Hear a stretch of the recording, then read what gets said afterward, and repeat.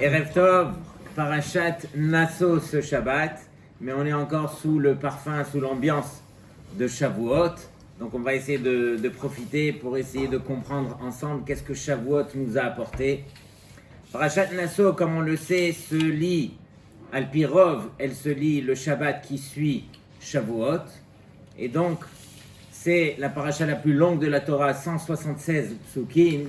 De même, on retrouve dans le Teilim le plus long, on retrouve Kuf Yutet, 176 psukim. Et de même aussi dans Torah chez BLP, la Masechet la plus longue, Baba Batra, 176 dapim. Je ne pourrais pas vous dire pourquoi, comment, mais voilà, c'est un fait. Dans tous les cas, cette paracha de Nasso, donc c'est la plus longue qu'on a l'habitude de lire après Shavuot, justement parce que les Béné Israël ont reçu la Torah et ils l'ont reçue avec entrain, avec amour. Et donc c'est la raison pour laquelle les Chachamim se sont arrangés justement à faire coïncider cette paracha la plus longue pour montrer que les Béné Israël ont reçu cette Torah avec amour, avec entrain, encore une fois. Et on sait que dans cette belle paracha, alors on voit qu'il y a le pérec le plus long de toute la Torah qui compte 89 psukim, là où se trouvent les korbanot des Nessim.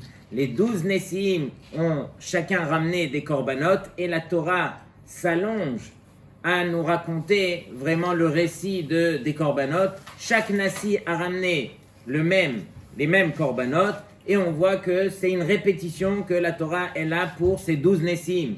Tout ça pour dire que pourquoi en faire autant? On aurait pu dire que celui-là, il a ramené comme le précédent et ainsi de suite. Mais on voit que chacun n'a pas ramené, n'a pas fait exactement ce que l'autre a ramené. Chacun n'a pas attendu ce que l'autre a amené pour amener le sien. Chacun a ramené ce qu'il a voulu amener. Et il se trouve que par hasard, chacun a ramené exactement ce que l'autre a amené, la même chose. Et donc c'est la raison pour laquelle la Torah donc s'étend pour nous montrer justement que c'est pas par hasard tous ces korbanot.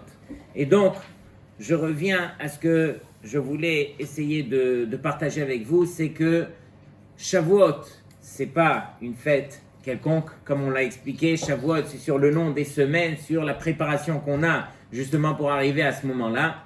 Mais une fois qu'on a passé Shavuot, ou n'importe quelle fête, on se doit de s'asseoir et de se dire qu'est-ce que cette fête m'a apporté? Qu'est-ce que j'ai appris de cette fête? Est-ce que j'ai changé grâce à cette fête, oui ou non? Et donc, c'est ce qu'on va essayer de voir. Une question qu'on pourrait se poser après Shavuot. Pourquoi est-ce que Akadosh Baruch Hu, lui, est descendu pour nous donner la Torah? Quel était l'intérêt pour Hachem de nous accorder cette Torah? Et d'autant plus, comme on l'a dit, Akadosh Baruch Hu ne nous a accordé que les Aseret Adiberot. Et quand je me penche sur les Aseret Adiberot, je vois qu'il n'y a pas de Chidushim. Quand je parle de Anochi Hashem, Lo Yelecha Elokim Acherim Alpanai, tu n'auras pas le droit de faire de Avodah Zara. On voit que Avraham Avinu, lui déjà dans son temps, s'est battu avec son propre père, justement à l'encontre de tout ce qui était l'idéologie de la Avodah Zara.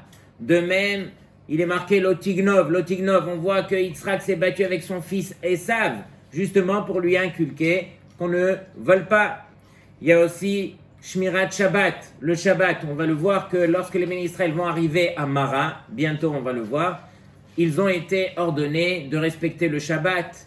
Lotin Af, il est marqué que Yosef Hatzadik, imaginez l'épreuve de Yosef Hatzadik avec la femme de Potiphar, où justement il s'est battu pour ne pas tomber dans l'adultère, et donc ainsi de suite, tout ça pour dire que tous ces commandements, encore une fois, qu'est-ce qu'ils sont venus nous apporter? Pourquoi est-ce que Akadosh Baruch Hu, il a fait autant de bruit autour de ces 10 commandements qui, normalement, on aurait pu les déduire ou qui étaient déjà respectés par nos avot et qu'on aurait pu nous-mêmes prendre par la suite? Donc, encore une fois, qu'est-ce que ces belles choses viennent nous enseigner?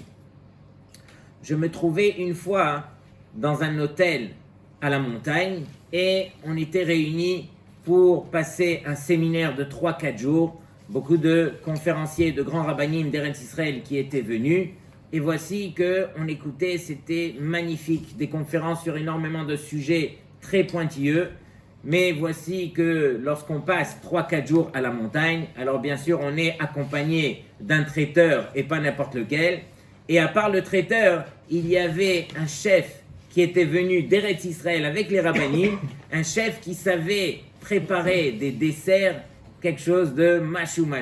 On appelle ça en hébreu kinouach. Kinouach, c'est le dessert qu'on attend à la fin du repas. Et on s'est rendu compte avec le temps que lui, il avait gagné une médaille, c'était vraiment... Et les gens se ruaient pour aller goûter à ces desserts, et il faisait des desserts de toutes les couleurs, de toutes les sortes. Et voici que, au travers des conférences, je me suis rendu compte que beaucoup de gens, alors, étaient attirés justement par ces desserts. On est attiré bien sûr par les conférences, mais les desserts, voilà, c'était un détail qui n'était pas en passant, c'était un détail qui prenait toute sa place.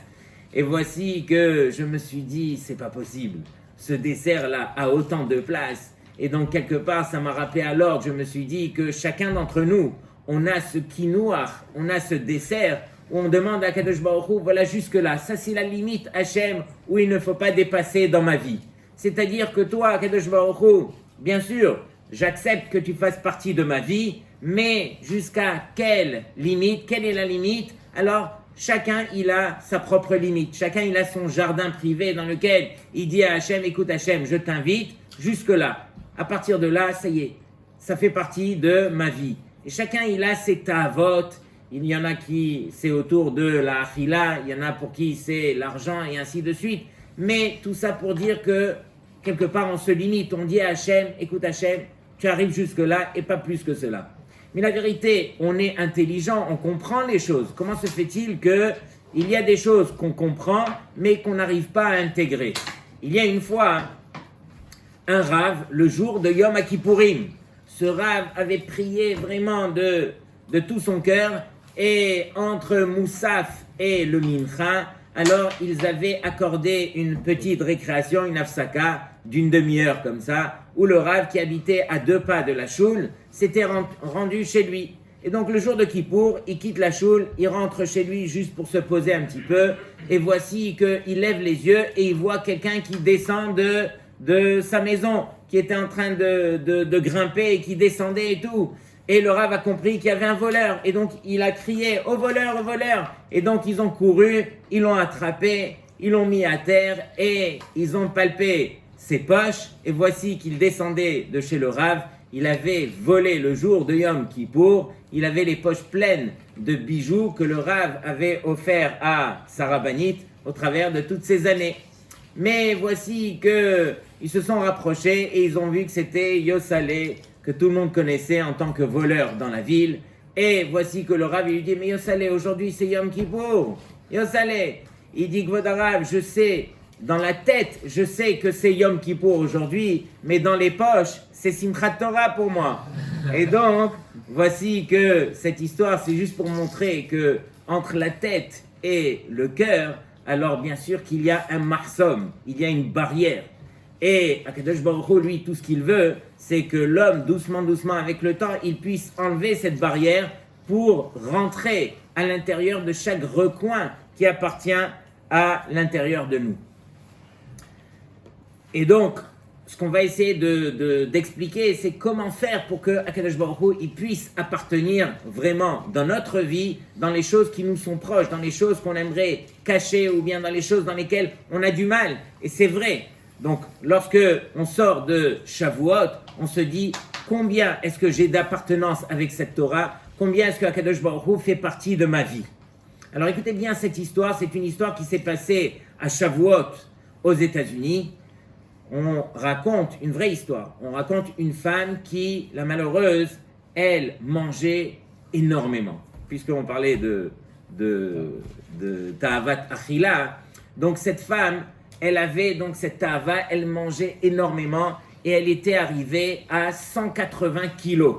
Et voici que les médecins lui ont dit, écoute, tu continues comme ça, il te reste que quelques mois à vivre, tu ne pourras plus continuer, tu as dépassé les limites et donc on te demande d'aller voir une diététicienne. Donc elle a été en urgence chez la diététicienne qui l'a reçue et qui lui dit, écoute, la vérité, je ne sais pas si je peux faire grand-chose avec toi, tu es déjà à 180 kilos et tu continues à grossir, je ne sais pas ce que je pourrais faire. Et elle se met à pleurer, elle lui dit, non, mais c'est ma dernière chance, c'est soit ça, soit je quitte ce monde-ci, et donc, dites-moi ce qu'il faut faire, je le fais. Et donc, voici qu'elle lui a fait un régime draconien, elle lui a dit, tu manges ça, tu ne manges pas ça, tu fais, mais je m'occupe de toi à une seule condition, que je sais que tu vas craquer, mais avant de craquer, alors à chaque fois que tu sens que tu vas te lâcher, tu m'appelles d'abord. Et c'est ce qu'elle a pris sur elle. Et donc voici que la première année s'est passée et il y a eu un miracle. Elle a suivi le régime comme il se doit et elle a perdu 80 kilos. Elle ne faisait que 100 kilos après. C'est déjà énorme. Mais je veux dire, pour elle, de passer à 180 à 100, c'était presque le miracle. Et voici qu'on était une veille de Shavuot, où dans la communauté où elle habitait aux États-Unis, alors ils fêtaient tous le Shavuot ensemble. Et comment est-ce qu'ils faisaient? Chacun préparait un dessert pour Shavuot. Il y en a qui préparaient des tartes au fromage, des gâteaux, de toutes sortes. Et voici que c'était son tour à elle de passer avec sa grande camionnette et de récupérer tous les desserts qui ont été préparés par la communauté pour les déposer à la salle de fête où là-bas ils allaient se réunir pour fêter Shavuot. Et voici qu'elle commence à ramasser chez l'un, chez l'autre, et chacun raconte quelle tarte elle avait fait, une tarte au fromage comme ça, une tarte avec des framboises, des fraises et tout, et elle était dans sa camionnette, et là, elle a senti que ça lui montait à la tête, elle n'en pouvait plus, elle a senti qu'elle allait se ruer vers ses gâteaux, et qu'elle allait se lâcher, ça faisait déjà longtemps qu'elle s'était arrêtée, donc là, elle s'est dit, ça y est, je n'en peux plus, mais elle s'est rappelée qu'elle devait appeler la diététicienne. Et donc elle l'appelle et elle lui dit, tu vas t'arrêter juste dans le coin là-bas, il y a une épicerie, tu achètes de la salade, tu achètes des tomates, tu les mets dans ta bouche, comme ça au moins, voilà, ça va te calmer. Et elle lui dit, non mais je crois que tu n'as pas compris. Là, il y a les meilleurs gâteaux, il y a tout ce qui a été préparé, j'ai la camionnette qui est pleine à craquer, c'est pas de la salade que je vais aller manger, je vais aller manger ces gâteaux. Elle raccroche avec elle. Et là, voici qu'elle se rue vers le premier magasin. C'était un magasin qui était cachère. Et elle fonce. Il y avait un frigidaire où ils vendaient du salami cachère. Et donc, elle est partie. Elle a pris un salami. Elle a fait Shakoni à Bidvaro. Elle a mis dans la bouche. Une fois qu'elle a mis dans la bouche, ça y est, elle est bassari. Elle ne peut plus manger le fromage. Le Yetzerara lui est passé. Et donc, c'est ça ce que l'histoire vient nous raconter. L'histoire vient nous raconter, en d'autres mots, c'est ça, Anochi Hashem Elokecha. Je suis l'Éternel, ton Dieu. C'est-à-dire que jusque-là, tu ne pouvais plus t'associer avec moi à ce niveau.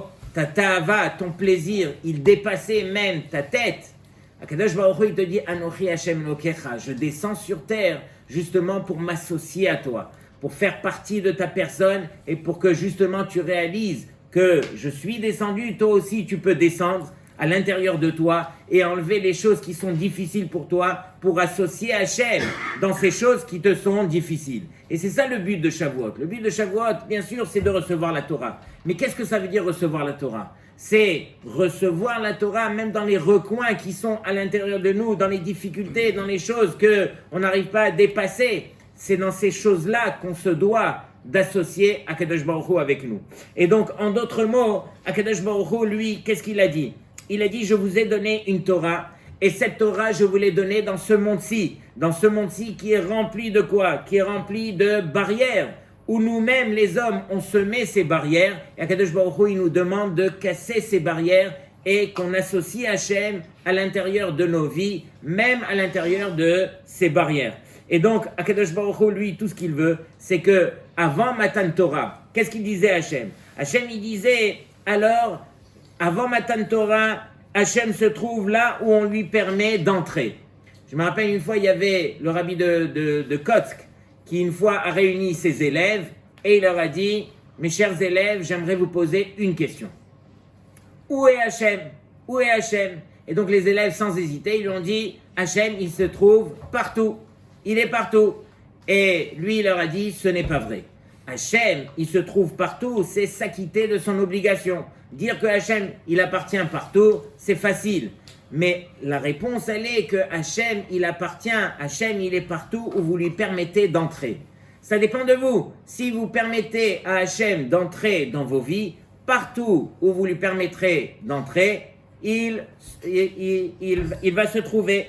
Et donc, après Matan Torah, qu'est-ce qui se passe? Hachem, il entre là où on ne lui permet pas d'entrer aussi. C'est-à-dire que jusqu'à Matan Torah, alors on a notre jardin privé, et donc Akadosh Baruch Hu, il appartient à nos vies, là où on lui permet d'entrer. Mais après Matan Torah, c'est ça la beauté de ce qu'on a reçu à Shavuot, où on permet à Hachem de rentrer parce que c'est Hachem lui-même qui descend. Pourquoi est-ce que Hachem est descendu, Tartonim, il est descendu sur terre, justement pour nous accorder des trésors qui, a priori, ne sont pas des trésors, ce sont des choses que nos avot respectaient, que l'ensemble de la société sont prêts à respecter. Mais encore une fois, ils sont prêts à respecter avec des limites. Pendant que Akadosh Baruch Hu, il nous demande ça y est, d'enlever ses limites, de dépasser ses limites, de montrer qu'il n'y a plus de limites entre lui et nous. Et c'est justement grâce à Shavuot où on arrive à dépasser cela et monter de niveau justement pour permettre à Hachem d'exister.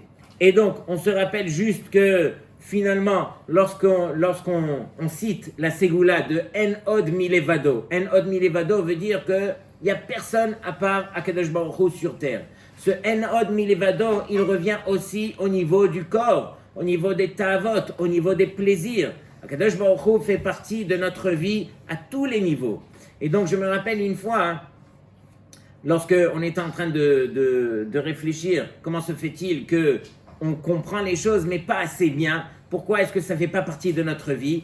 Lorsque j'étais jeune, il y avait un professeur qui avait gagné le prix Nobel de physique, qui passait et qui allait donner une conférence. Donc moi, j'ai été justement pour écouter un prix Nobel de physique, qui était juif. Et donc j'arrive à la conférence et j'étais déçu comme tout de voir qu'il s'agissait d'un rave. A priori, il avait une barbe, un chapeau, et au lieu de parler de physique, alors il a donné un cours de Torah. Et moi je me suis dit, si je voulais un cours de Torah, je serais resté à la yeshiva. Je ne suis pas venu écouter un prof de physique qui est déguisé en rabbin pour nous enseigner la Torah. Et donc à la fin du cours, je ne sais pas ce qui m'a pris, j'ai été le voir et je lui ai dit, excusez-moi, j'ai une question. Il me dit bien sûr. Je lui ai dit, écoutez, un prix Nobel en physique qui, aujourd'hui avec une barbe et un chapeau, vous avez sûrement fait tchouva entre-temps. Il n'y a aucun rapport entre la physique qui, elle, ne fait que expliquer les choses telles qu'elle les comprend et la Torah qui, elle, te demande de croire. Et donc je lui ai dit, vous avez sûrement fait tchouva. Il a souri, il m'a dit, reste avec moi. Et on s'est mis de côté. Et il m'a raconté une histoire qui m'a bouleversé jusqu'à aujourd'hui. Alors écoutez bien cette histoire.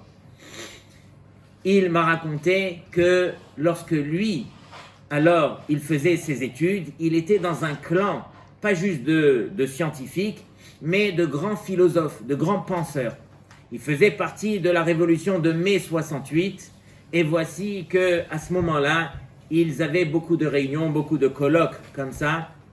Ils essayaient de réfléchir aux grandes questions de la vie. Et voici qu'au milieu de la foule, lui, à cette époque-là, ne pouvait pas supporter les religieux. À peine on lui parlait de religion, c'était pas son truc. Et voici qu'au milieu de la foule, au milieu de ces scientifiques, ces philosophes, il y a un rabbin qui se rapproche, il voit un type avec une barbe et un chapeau. Déjà, il voulait l'éviter, mais il voit que ce rabbin se rapproche de lui, il savait qu'il était juif, et il lui dit, écoutez, je dois absolument vous poser une question.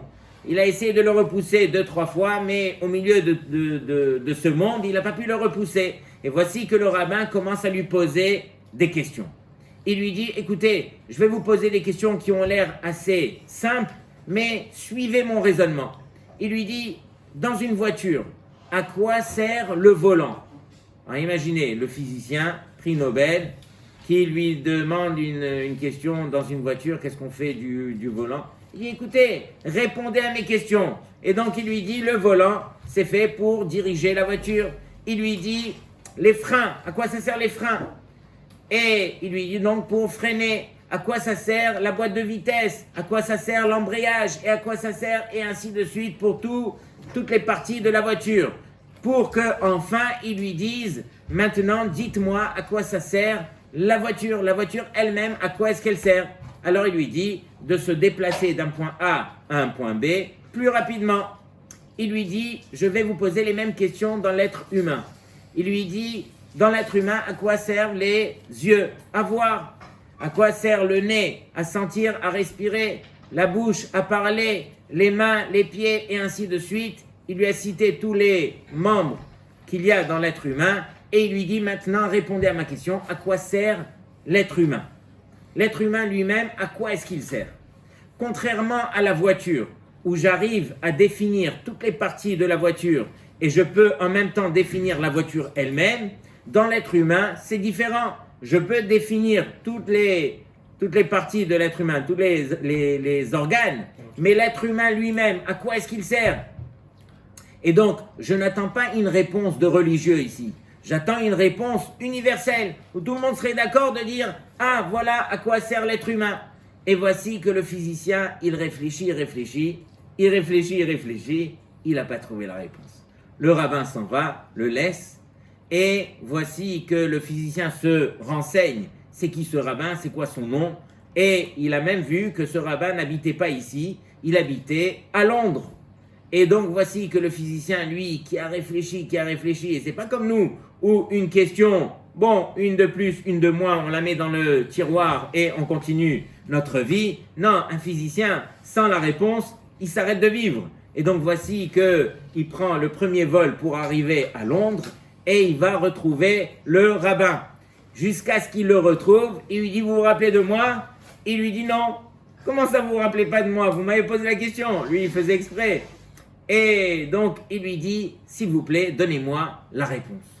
Il lui dit, je vais te dire la vérité, moi aussi, je n'ai pas la réponse. Mais j'ai un élément de réponse. C'est évident que quoi? Que celui qui a créé cet être humain, oui, il lui a donné un mode d'emploi qui s'appelle Torah, Torah du mot Hora'a. Hora'a veut dire mode d'emploi, et c'est évident que si tu te penches vers ce mode d'emploi qui s'appelle Torah, tu verras la réponse, le pourquoi du comment cet être humain, il a été conçu, il a été créé par Hachem. Et donc, tout ça pour dire que finalement, les questions sont des vraies questions. Mais il faut apprendre à s'arrêter et essayer d'associer Akadosh Baruch Hu dans nos pensées, dans nos réflexions, dans toutes ces questions qui sont autour de nous et réfléchir pleinement. Quel est le but de chacun d'entre nous sur Terre?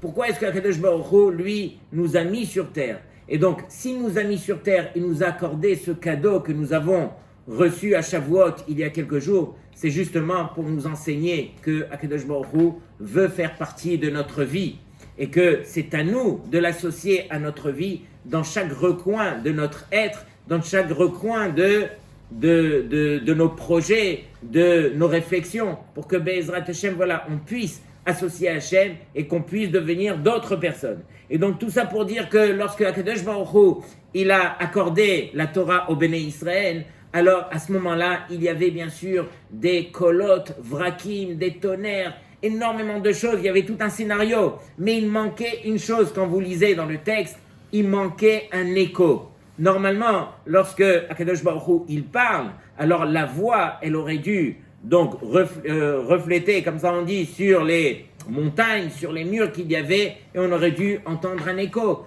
Or, à ce moment-là, il n'y avait pas d'écho. Il y avait une voix qui était de manière continue, qui rentrait dans le cœur de chacun. Et justement, pourquoi? Parce qu'à ce moment-là, il n'y avait aucune opposition. Tout le monde était d'accord, tout le monde recevait la voix d'Hachem. Et donc, c'est la raison pour laquelle Akadosh Baruch Hu est descendu sur terre et nous a transmis, donc c'est Aseret HaDiberot, justement pour que ça puisse rentrer dans nos cœurs, justement pour que Akadosh Baruch Hu puisse faire partie de nos vies et qu'on puisse vraiment l'associer à chacun de nous. Et donc tout ça pour dire que c'est la seule fête où là, il n'y a pas de machloket, kulam modim be'atzeret, que à Shavuot, tout le monde est du même avis, que on donne aussi Chetzio, l'Hachem, la moitié, c'est pour Hachem, c'est-à-dire que on rentre chez soi le lendemain de la veillée et on s'attable, on mange tout ce qu'il faut manger, donc les plats de fromage et ainsi de suite, justement parce que Akadosh Baruch Hu, il nous a accordé cette Torah sur terre. Il nous demande d'associer un petit peu tous les plaisirs de ce monde-ci, justement pour sa volonté. Donc ça, c'est une réflexion qu'on se doit justement de garder et qu'elle nous accompagne au travers de toute l'année. On a passé un moment qui est unique, ce moment de Shavuot. Alors justement que ce moment nous accompagne et qu'il puisse faire partie de nos vies. Bezrat Hashem. Shabbat Shalom.